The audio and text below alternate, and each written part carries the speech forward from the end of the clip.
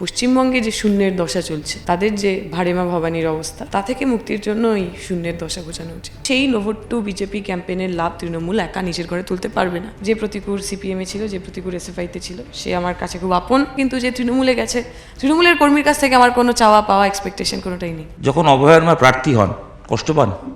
আমি ব্যক্তিগতভাবে কষ্ট পেয়েছি। বিজেপিতে জয়েন করেছেন বলেই যারা অভয় আন্দোলনে ছিলেন সবাই বিজেপিকে ভোট করবে, এই কথা আমি মনে করি না। যারা কখনো ধর্ম নিয়ে রাজনীতি করতে পিছু পা হন না, যারা মানুষ মারতে পিছু পা হন না, যারা দাঙ্গা লাগাতে পিছু পা হন না, এমন লোকজনের বিরুদ্ধে যদি আমাদের সাহস না থাকতো, আমরা তো কেউই লড়তাম না। আমরা 2016 সালে তৃণমূলকে হারিয়েছিলাম, আমরাই 2026 সালে আবার তৃণমূলকে হারাবো। আপনারা জাস্ট আমাদের সঙ্গে থাকুন। পোস্টারে লেখা লাল ফিরলে হাল ফিরবে। বামেরা আসন্ন বিধানসভায় যে কটা সিটকে পাখির চোখ করেছে তার মধ্যে দমদম উত্তর অন্যতম। তাদের বিশ্বাস দীপশিতা ধর বামেদের শূন্য থেকে খাতা খুলতে পারবে বিধানসভায়। এই বিশ্বাস কতটা শেষ পর্যন্ত আত্মবিশ্বাস থেকে পরিণত পাবে তার জন্য অপেক্ষা করতে হবে। তবে তার আগে ক্যান্ডিডেট কি বলছে, অর্থাৎ প্রার্থী দীপশিতা ধর। দীপশিতা, বামেরা যেটা গুঞ্জন 294 তো টার্গেট ডেফিনেটলি, কিন্তু যে কটা ওই শূন্য থেকে যদি এক হতে হয়, একটা যদি মীনাক্ষী মুখার্জি হয় আর একটা অবশ্যই দীপশিতা ধর। দীপশিতা ধরের কি বিশ্বাস? না, এরকম আমি কিছু মনে করি না। আপনি যে একটা দুটো নাম বললেন, তারাই শূন্যের গেড়ো ঘুচাবেন এটা আমি মনে করি না। আমি মনে করি অনেকগুলো সিট, যে সিটগুলোতে আমরা জেতার জন্যই নেমেছি, এবং তাতে মুর্শিদাবাদের সিট রয়েছে, নর্থ বেঙ্গলে আমাদের প্রণয় নির্বাচনে লড়ছে, দক্ষিণ বঙ্গে আরও নানা ধরনের সিট রয়েছে যেখানে খুবই চোখে চোখ রেখে লড়াই হবে। এবং আমরা মনে করি যে এই শূন্য থেকে এক হওয়াটা আসলে আমাদের শূন্য থেকে এক হওয়া নয়। পশ্চিমবঙ্গে যে শূন্যের দশা চলছে, তাদের যে ভারেমা ভবানীর অবস্থা, তা থেকে মুক্তির জন্য এই শূন্যের দশা ঘোচানো উচিত। দীপশিতা, বামরা হয়তো বিশ্বাস করে না সিপিএম, কিন্তু তা সত্ত্বেও যদি মুখ বলতে হয় তো লিমিটেড কিছু মুখের মধ্যে বা ইয়ং ব্রিগেডের মধ্যে দীপশিতা ধর একটা মুখ। এটা তো মানতে হবে যে দীপশিতা একটা মুখ, বামেদের মুখ তৈরি হয়েছে। তো এই মুখের ওপর বিশ্বাস মানুষের কতটা পাওয়া যাচ্ছে? ইয়াং ব্রিগেডের ঘটনা, অন্যান্য রাজনৈতিক দলগুলোর তো সেভাবে বাবার পরিচিতি, পরিবার পরিচিতি ছাড়া নতুন ছেলেমেয়েরা রাজনীতিতে খুব আসেননি। এটা বামপন্থীদের একটা সাকসেস যে এক ঝাঁক নতুন ছেলেমেয়েরা ছাত্র যুব রাজনীতির মধ্যে তারা রাজনীতিতে এসেছে। এবং আপনি যদি প্রচারে দেখেন তাহলে বহু মানুষ আমাদের কাছে আসছেন এবং খানিকটা আকুতি নিয়ে বলছে, তোমরা এবার ফিরে এসো, তোমরা না ফিরলে এবার সমস্যা হবে, আমরা চাই তোমরা ফিরে এসো। আবার কারোর মনে মনে এই তো একটু সন্দেহ আছে যে এত তো তোমাদের ভোট দিচ্ছি, তোমরা আসছো না কেন, আর কবে আসবে? ফলে আমাদের যে ভরসা করছেন এটা আমি মনে করি না। মানুষ পরিবর্তন চাইছেন, মানুষ আমাদের উপরেই ভরসা করতে চাইছেন, ভরসা রাখতে চাইছেন। বলছি, আপনার কিন্তু সাহস কম নয়। তার কারণ এই কারণে বলছি যে আপনি যে সিটটা দাঁড়ালেন সেই সিটটা সেকেন্ড ইন কমান্ড মমতা বন্দ্যোপাধ্যায়ের পর মন্ত্রিসভায় যার সবচেয়ে বেশি দাপট বা যার প্রভাব, চন্দ্রিমা ভট্টাচার্য, সেই সিটে দাঁড়িয়ে পড়লেন। মানে এটা তো দুঃসাহস। মানে যদি চন্দ্রিমা ভট্টাচার্য, যিনি এত যার প্রতিপত্তি, যার এত পাওয়ার, তিনি যদি তার সেই সমস্ত প্রতিপত্তি পাওয়ার লাগিয়ে আমার এই এলাকার যে পুরো হাসপাতাল সেটাকে ঠিক করতেন, তাহলে হয়তো সত্যি আমি ভয় পেতাম যে দেখেছেন এরা কত একটা বড় একটা হেভি ওয়েট ব্যাপার।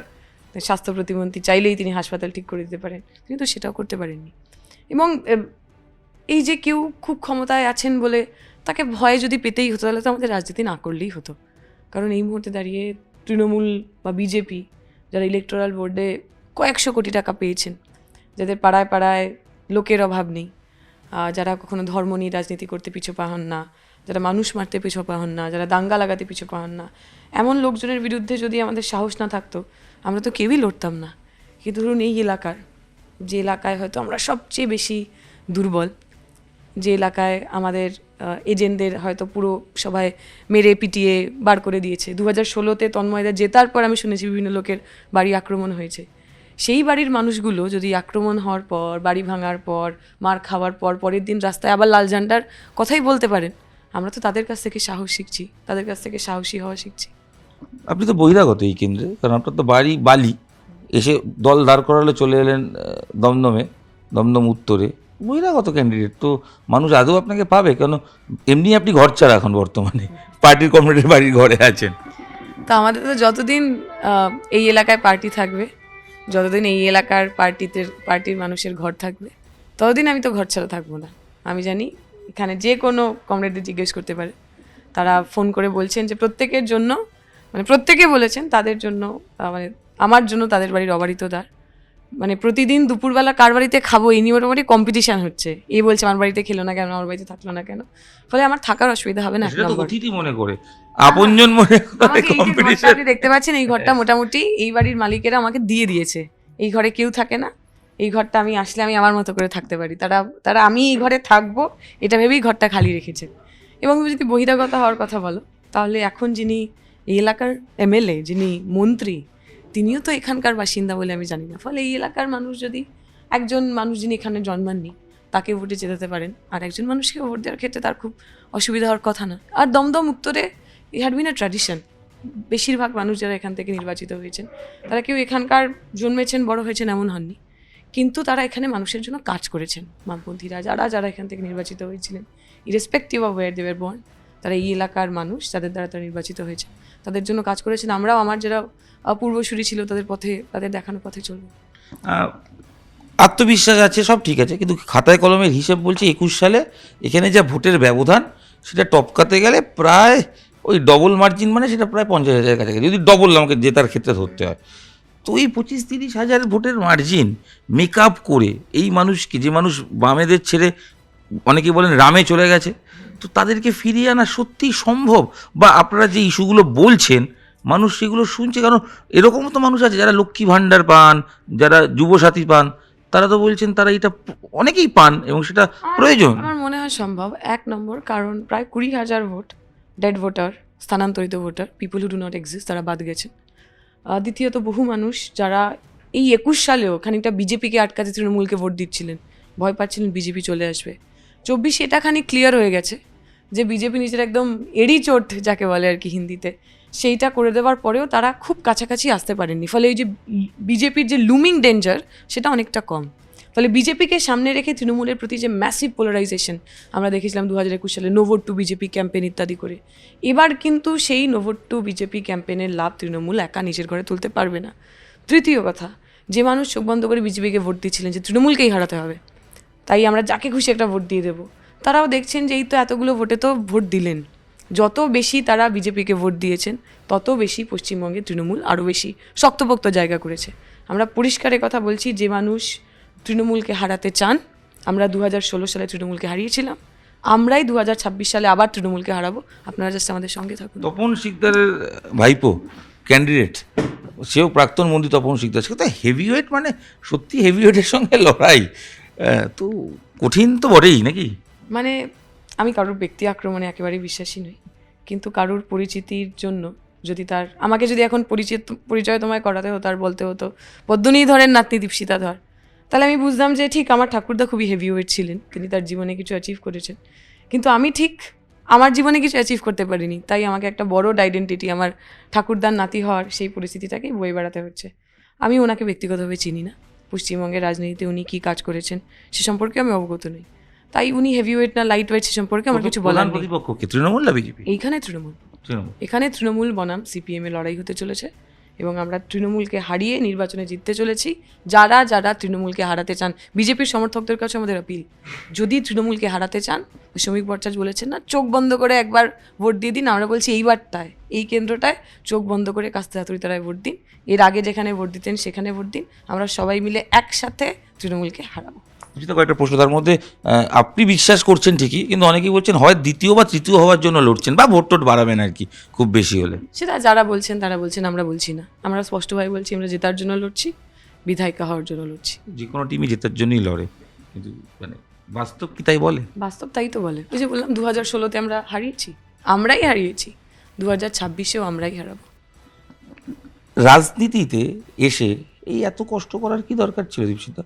এত ভালো পড়াশোনায় দিল্লির রাজনীতিতে, আরেকটা প্রশ্ন সঙ্গে প্যারালাল, ছাত্র রাজনীতি করাটা অন্য কালচার বা অন্য স্ট্রাকচার, হঠাৎ করেই মেঠো রাজনীতিতে নেমে পড়া খুব দরকার ছিল নাকি? এটাকে ওই পরিবার সূত্রে পাওয়ার জন্য তো সম্ভবত নয়, এটা তো আপনি বারবারই বলেছেন যে আমি করতেই চাইনি, সময় আপনাকে এনে দিয়েছে, কিন্তু এর থেকে তো পড়াশোনা, চাকরি, বিদেশ যাওয়ার সুযোগ সব কিছু রয়েছে।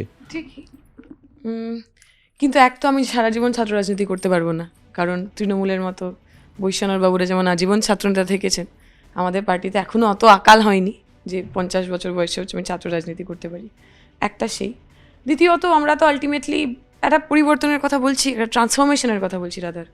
সেই ট্রান্সফরমেশনটা করার জন্য মেইন স্ট্রিম রাজনীতিতে, ইলেকটোরাল পলিটিক্সে, পার্লামেন্টারি পলিটিক্সে যোগদান করা, অংশগ্রহণ করাটা জরুরি মনে হয়েছে। আমি যদি আগামী দিনে নির্বাচনের প্রার্থীও না হই, বা এবারেও যদি আমি নির্বাচনের প্রার্থী না হতাম, নির্বাচনের প্রচারের জন্য নির্বাচনের অন্যান্য যে গুরুত্বপূর্ণ কাজ, সে কাজ আমাকে দেখতে পেতে।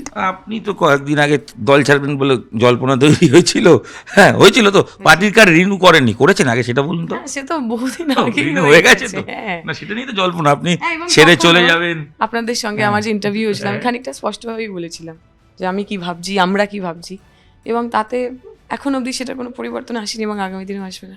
দুটো প্রশ্নগুলো থাকবে, সেগুলো হচ্ছে এক, যখন অভয়ার মা প্রার্থী হন কষ্ট পান? আমি ব্যক্তিগতভাবে কষ্ট পেয়েছি, আমি জানি না রাজনৈতিকভাবে অন্যকে কি বলবে, কারণ এটা তো ঠিক ওই পরিবারটার সঙ্গে আমাদের একটা খানিক ইমোশনাল জায়গা তৈরি হয়েছিল। আমার মনে আছে প্রথমবার আমি যেদিন ওনাদের বাড়ি গেছি, ওনার মা বাবা দুজনেই, স্পেশালি কাকু, হাত জড়িয়ে ধরে তিনি বললেন যে তোমরা একদম সারা বাংলায় আন্দোলনের আগুন জ্বালিয়ে দাও, এই যা হয়েছে এটাকে হতে দিও না। এবং আমি যতবার ওনাদের দেখি আমার তো নিজের মা বাবার কথা মনে পড়ে, সাধারণ পরিবারের দুটো মা বাবা যারা মেয়ে ডাক্তার হবে, হয়তো আমার বাবা আমাকে ডক্টর করতে চেয়েছেন, ওনার মা বাবা ওকে ডাক্তার করতে চেয়েছিলেন, কৃতি মেধাবী ছাত্রী, তার ওইভাবে খুন এবং বিচার না পাওয়া, সেটা তো খুব খুব যন্ত্রণা, সেটা খুব কষ্টের। এবং ওনারা যখন ওই ডিসিশনটা নিলেন তখন খুবই একটা কষ্ট হয়েছিল। আমি সেটা বহুবার বলেওছি যে এরকম একটা সিদ্ধান্ত ওনারা হয়তো না নিলেই পারতেন, কিন্তু এটাও ঠিক, ভারতবর্ষে প্রত্যেকের নিজের মতো করে রাজনৈতিক দল বেছে নেওয়ার অধিকার আছে। ওনাদের হয়তো মনে হয়েছিল ওনারা এইভাবে তিলোত্তমার ন্যায় পাবেন।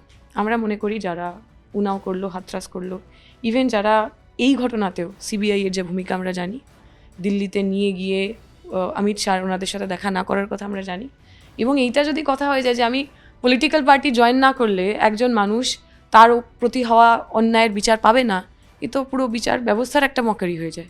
ফলে আমাদের মনে হয় না বিজেপিতে গিয়ে ওনাদের ন্যায় পাওয়া সম্ভব। এবং আমি মনে প্রাণে বিশ্বাস করি তিলোত্তমার আন্দোলন সারা বাংলা জুড়ে মেয়েদের সুরক্ষিত থাকার, নিরাপদ থাকার, মাথা উঁচু করে বাঁচার আন্দোলন, ইরেসপেক্টিভ অফ আমরা অন্য কোনো দলে যাই, ওনার বাবা অন্য কোনো দলে যোগদান করুক, ওই আন্দোলনের যে স্পিরিট সেটা থাকবে। কোন ভোটে? ওনাদের ভোটে বা আমাদের ওভারঅল রাজ্যের ভোটে? আমার মনে হয় না। মানে অভয়ার ঘটনার অবশ্যই প্রভাব থাকবে, কিন্তু অভয়ার মা বিজেপিতে জয়েন করেছেন বলেই যারা অভয় আন্দোলনে ছিলেন সবাই বিজেপিকে ভোট করবে, এই কথা আমি মনে করি না। তার আগে কদিন আগে একটু খারাপ লাগা কাজ করেছিল, প্রিয় দাদা, পারিবারিক বন্ধু প্রতিকূল, সেও দলের ছেড়ে চলে যাওয়া, কথা হলো? তখন তো বলেছিলেন কথা হয়নি মাঝে, তারপরে তার কথা হওয়ার পরিসর সুযোগ। দাদার সঙ্গে তো দল কিছুদিন আগে আমি দেখেছিলাম আমাদের এখানে বণিক মোড়ে আমাদেরই মানে তৃণমূলের হয়ে প্রচার করতে এসেছিল, বিরুদ্ধে বলছে কথা, মানে দলের আমাদের বিরুদ্ধে কথা বলেছে। হ্যাঁ বলছে, তো বলবি, সেটাই ওর কাজ। অনুভূতি কিছু হয়নি খুব, কারণ আমি আগেও বলেছি যে যে প্রতিকূল সিপিএমে ছিল, যে প্রতিকূল এসএফআইতে ছিল, সে আমার কাছে খুব আপন, সে তার স্মৃতি খুব সতত সুখের। কিন্তু যে তৃণমূলে গেছে, তৃণমূলের কর্মীর কাছ থেকে আমার কোনো চাওয়া পাওয়া এক্সপেকটেশন কোনোটাই নেই। আমার শেষ দুটো প্রশ্ন, এক হচ্ছে প্রচারে ঝড় তুলছেন, কবিতা লেখা বই রয়েছে, ব্যাগ রয়েছে, তাতে প্রয়োজনীয় জিনিস রয়েছে। আমি শুধু একবার ওই দুটো জিনিস জানতে চাইবো, এই ব্যাগে একটা পোস্টার আপনি নিয়ে ঘুরছেন, হ্যাঁ হ্যাঁ সেই জন্যই এটা একটু ইম্পর্টেন্ট, একটু বলেন। এই যে ছোট্ট বাচ্চা, তার নাম হচ্ছে রুদ্রদেব, তিনি এঁকে দিয়েছেন, যেখানে ভারতের পতাকা রয়েছে, এবং সেই ভারতবাসীকে বাঁচাতে পারে, ভারতবাসী, খেটে খাওয়া ভারতবাসী, শ্রমজীবী ভারতবাসী, তাদের যে পছন্দের ঝান্ডা, সেই লাল ঝান্ডা আছে। এটার সঙ্গে এটাই শক্তি। আর একটা গলায় লকেট, কাস্তে হাতুড়ির, এটাও একজন কমরেডের দেওয়া, বানিয়ে দেওয়া, গিফট পাওয়া। আর ওভারঅল পোশাকে বা চলনে বলনে লালের ছোঁয়া দীপশিতার একটু কম, হৃদয়ে লাল ডেফিনেটলি। না এই তো এত লাল পরে আছি, লাল কালো দুটো রঙই আমার জামা কাপড়, এবং অন্য কিছুতে বেশি কোনো কনসিয়াসলি নয়, কারণ এই দুটো রঙ আমি খুব পরি। তাই প্রচারের হাতিয়ার কি? মানুষের কাছে যাওয়া, মানুষের কথা শোনা, জনসংযোগ, শুধু বলা না, শোনা। মানুষ কথা বলতে চান, মানুষের কথা শুনলে অনেক কিছু জানা যায়, এবং তারপরে বলাটা ঠিক হয়। আমরা শুধু কথা বলছি না, মন দিয়ে কথা শুনছিও। আত্মবিশ্বাস বাড়ছে? প্রথম দিন যেখান থেকে শুরু করেছিলাম, প্রতিদিন তা থেকে একটু একটু করে আমরা এগিয়েছি। ভালো হবে বিশ্বাস। আর লাল ঝান্ডা কাঁধে নিয়ে এগোবেন। প্রজাপতি মানে শুয়োপোকা প্রজাপতি হয়ে ডানা মেলবে কিনা তার জন্য তো সময় দিতে হবে। তাহলে দীপশিতার ওই একটাই বক্তব্য, লাল ঝান্ডা কাঁধে থাকছে, সেটা নিয়ে তিনি এগিয়ে চলেছেন। বাকিটা বিশ্বাস কতটা মানুষ তাকে দিচ্ছেন তার জন্য অপেক্ষা। নিউজ 18 বাংলা ডিজিটাল, আপনাদের সঙ্গে আমি ইরণ রায় বর্মন ছিলাম। দীপশিতার ভোটের আগে তার প্ল্যানিং, তার পরিকল্পনা নিয়ে অকপট আড্ডা হলো।